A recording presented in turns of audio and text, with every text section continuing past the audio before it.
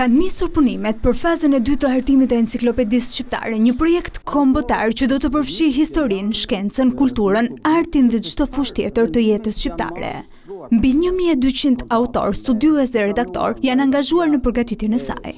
Akademiku Shaban Sinani, një prej autorëve të enciklopedisë, thotë se në këtë fazë po punohet për unifikimin e përmbajtjes dhe respektimin e standardeve të përbashkëta nga të gjithë autorët. Rregullimet e njësuara në përmbajtje të kuptohen mirë dhe të zbatohen me garanci prej autorëve. Janë 27 redaksi, të cilat sipas ndarjes klasike të dijeve, fillimisht shkencat sociale, pastaj shkencat natyrore, madje në këtë ndërtim të redaksive ka një përmirësim të strukturës të botimeve të përparshme me karakter enciklopedik.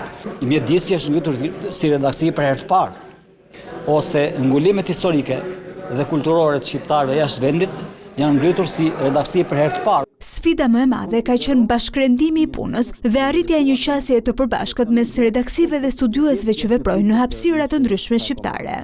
Është teje të vështirë të arrish një bashkëmendim midis redaksish që gjenden në territore shtetërore me kufi në mes.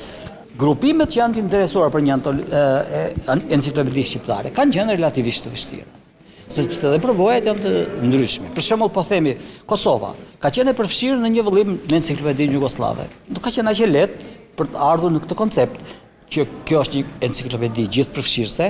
Në hartimin e kësaj vepre janë marrë në shqyrtim jo vetëm territoret shqiptare, por edhe të gjitha komunitetet ku është krijuar dhe ruajtur trashëgimia shqiptare ndër shekuj. Kudo ku krijohet trashëgimi shqiptare, Arbreshët, Arvanitët, Arbneshët e Zarës, shqiptarët e Mandricas, shqiptarët e Karakurtit, shqiptarët e Egjiptit, shqiptarët e Kosovës, kudo që është krijuar një vlerë trashëgimore shqiptare. Enciklopedia pritet të përfundojë brenda vitit 2027. Më pas, ajo do t'i nënshtrohet një fazë konsultimi publik, ku studiues, ekspertë dhe qytetarë do të kenë mundësi të japin sugjerime dhe vërejtje përpara se vepra të marrë formën përfundimtare dhe të botohet.